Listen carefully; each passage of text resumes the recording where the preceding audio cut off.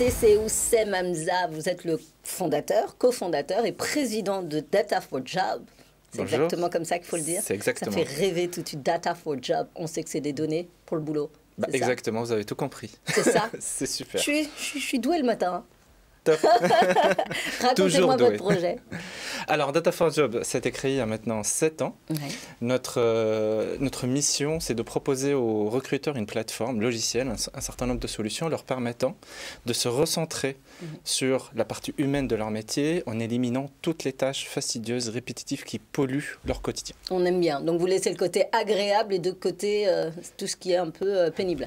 Pénible, administratif, répétitif. D'ailleurs, il y a un chiffre intéressant, je crois que c'est Loire qui a sorti ça récemment. Il y a à peu près un recruteur sur 2, notamment les moins de 26 ans, qui pensent que leur métier est de plus en plus redondant. Redondant. Ouais. Et alors, vous remettez un peu de passion au centre de tout ça, parce que le recrutement, à la base, c'est quand même l'humain. Oui. Donc, quels sont les outils? Qu'est-ce que permet votre solution également? Donc, c'est de libérer du temps pour toute cette partie que les gens, finalement, apprécient de faire. Finalement, si on regarde un peu le quotidien du recruteur, à part les entretiens, la réflexion, essayer de vendre un projet ou construire un projet avec un candidat, il va passer beaucoup de temps entre de changer d'outils. Parce qu'aujourd'hui, si on regarde les logiciels, les solutions de recrutement, ils sont très, très nombreux. Un ATS, un job board, un entretien vidéo décalé, on a tellement. La prise de rendez-vous, les messages, les emails, etc. Il y en a vraiment beaucoup de petites tâches comme ça, mais mis côte à côte, ça prend beaucoup de temps. Donc nous, on fait 3 choses. On arrive, on va centraliser toutes les données dont a besoin un recruteur, toutes ces tâches dans une seule plateforme. Deuxième chose, on va automatiser le maximum des tâches, notamment les tâches qui n'ont pas besoin vraiment d'intelligence humaine ou relationnelle. Tout ce qui n'est pas humain, on va essayer de l'automatiser avec le digital, avec l'IA, l'intelligence artificielle, d'autres procédés.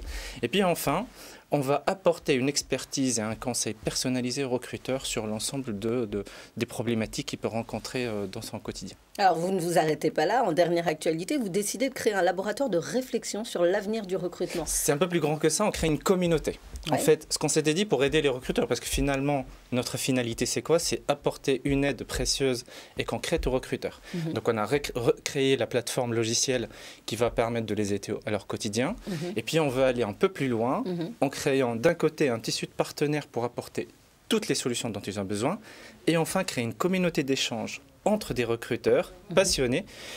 Ça leur permet déjà entre eux d'échanger des tips, des astuces, des bons plans, des bonnes idées, des retours d'expérience. Partage. De lancer des livres blancs, des analyses, des choses comme ça, mais aussi de réfléchir ensemble sur l'avenir du recrutement. Aujourd'hui, le recrutement, c'est un métier qui est en train de changer profondément. Et c'est intéressant d'avoir un coup d'avance en réfléchissant et puis en s'impliquant dans la construction du recrutement de demain. Et le changement, il est plutôt côté candidat ou plutôt recruteur? Je crois que tout le monde change. Tout le monde change. Déjà, le recruteur est un candidat avant de devenir recruteur. Donc, le candidat, la manière dont les candidats, l'arrivée de la génération Z, tous les nouveaux outils qu'on trouve sur Internet, sur l'application mobile, etc., ça change la manière dont on recrute, mais dont on postule et dont on évalue l'emploi.